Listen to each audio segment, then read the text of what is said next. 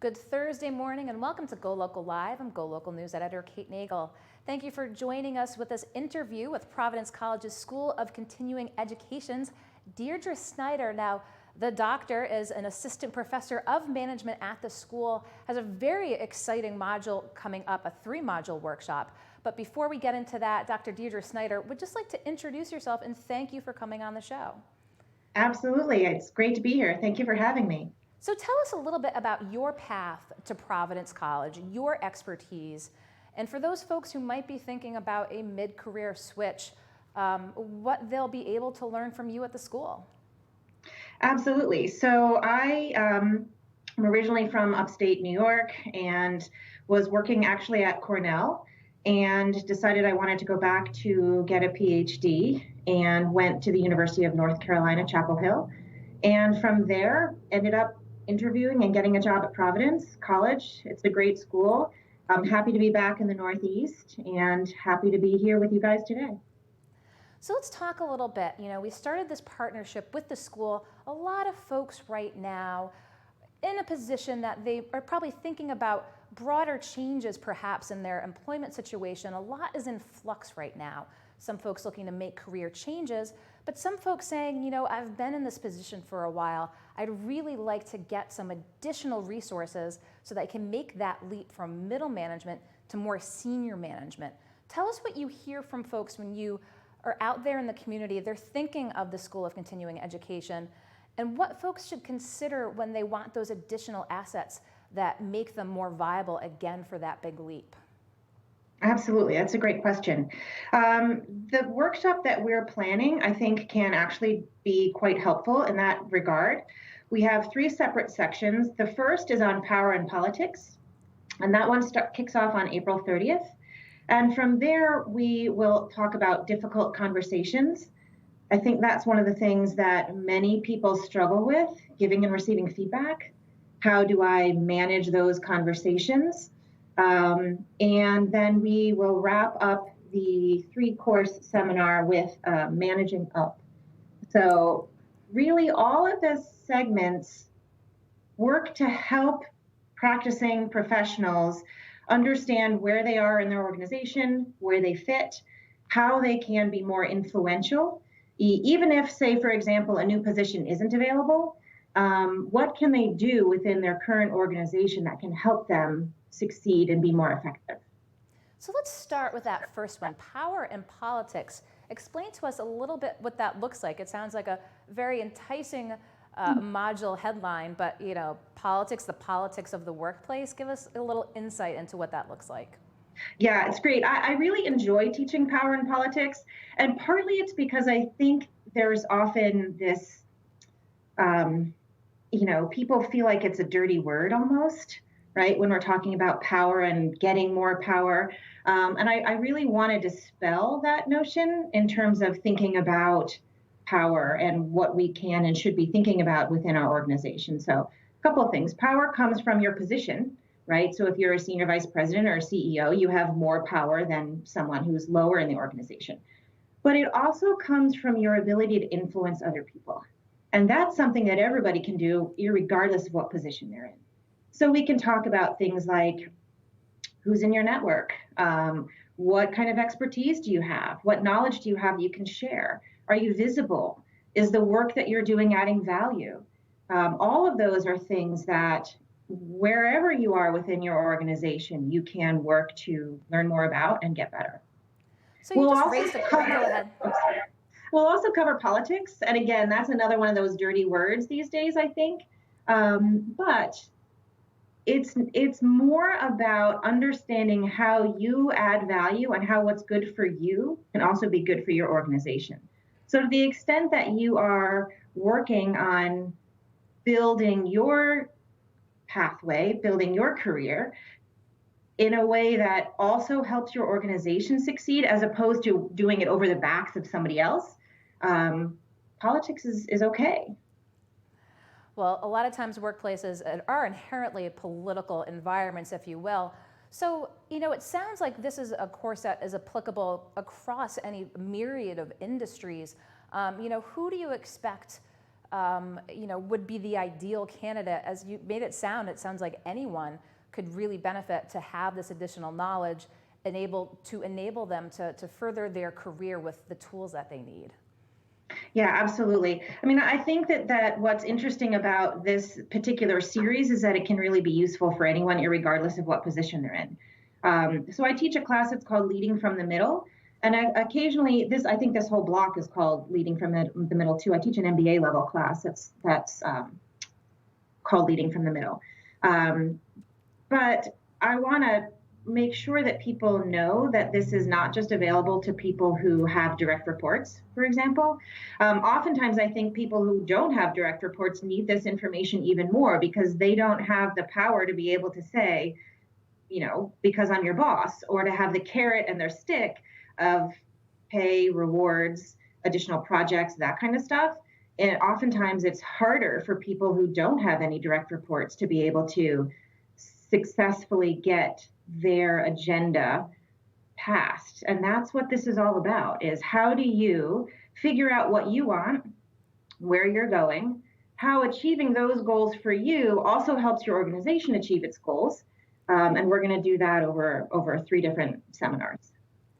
Let's talk a little bit about those difficult conversations. Give us a few examples, if you will. We've all been in those situations in workplaces where things can be difficult. How do you advise people to navigate what can be really tricky waters?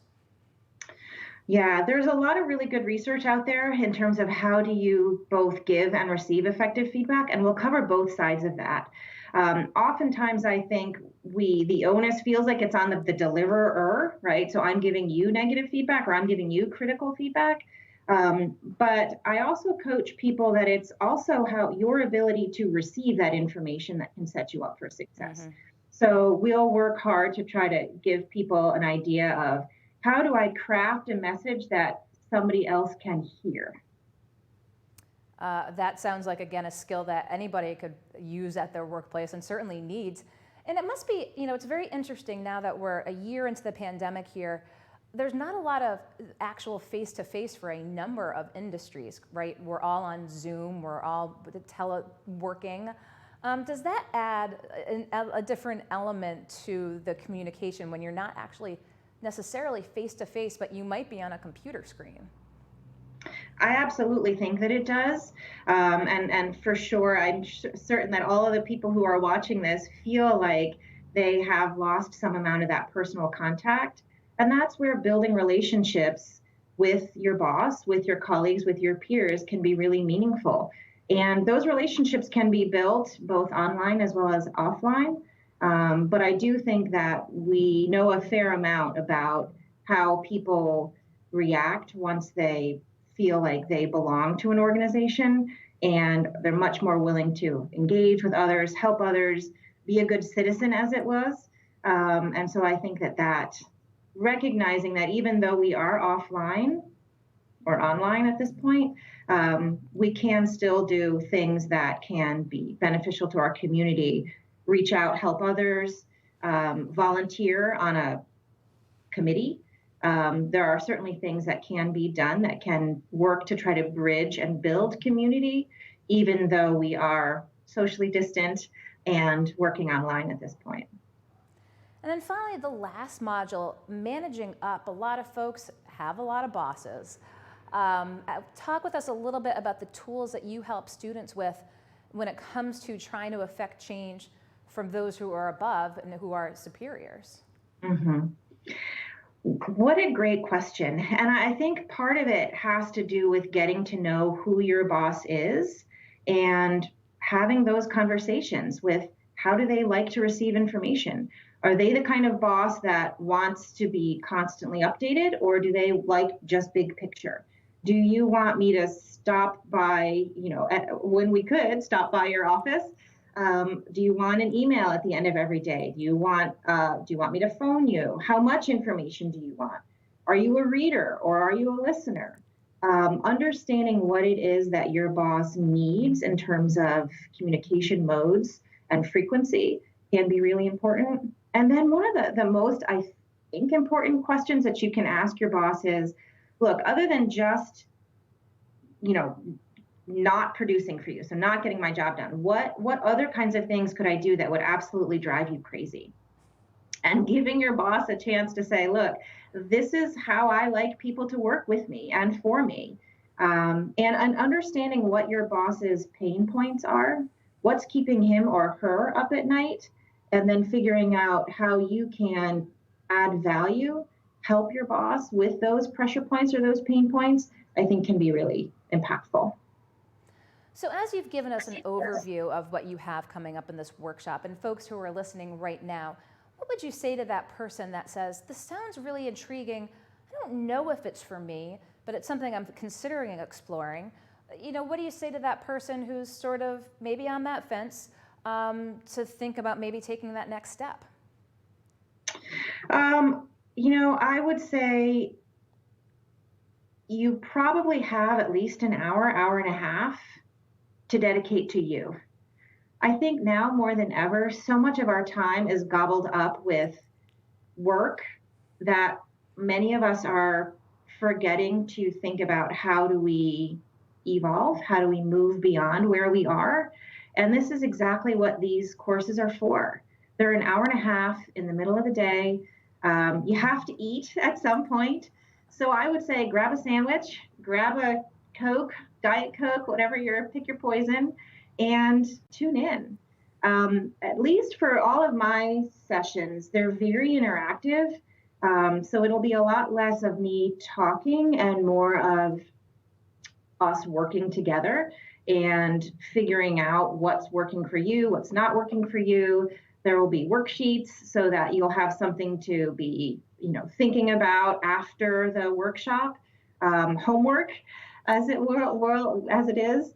If that doesn't scare people away, I don't mean homework like it's not graded, but I mean homework for you, right? Homework to help you get better. What is it that you want out of this life? What is it that you want out of this career? And how can you help yourself succeed in a way that also helps your organization succeed? And I think the mirroring and the joining of those two things can be impactful, not just for us as human beings, just for us as workers, but also for the organizations that we work with and for. So apart from equipping the students with the skills then to move forward, I mean, this must look pretty good on a resume when you go to a potential employer or a future boss to say, hey, look, I took the time to be able to take a look in and get these extra skills. I mean, it just must serve to make an individual more marketable. Absolutely. If nothing else, it shows desire and dedication for self-improvement. And that is something that all organizations like. They want to know that employees are motivated, that employees are driven, and that employees want to learn how to get better. Especially nowadays, as many of our organizations are online, there is a lot less opportunity for many people to do professional development. And this is an opportunity that you might be able to sneak it in just a few, hour and a half sessions. You might be able to gain some new skills. And if not some new skills, at least some new insights that you can then take back to your organization and hopefully implement. Well, Dr. Deirdre Snyder with the Providence College School of Continuing Education, we really appreciate your taking the time to join us today, tell us a little bit about this. And if you're watching, be sure to check back on GoLocal. We'll, of course, be able to provide those links to this program and more at PC's School of Continuing Education. Dr. Snyder, thank you so much. We look forward to talking with you soon. Absolutely. Thank you for having me. It's been a pleasure. Okay. Thanks. And we'll see everyone on GoLocal Live again at noontime here. I'm GoLocal News Editor Kate Nagel.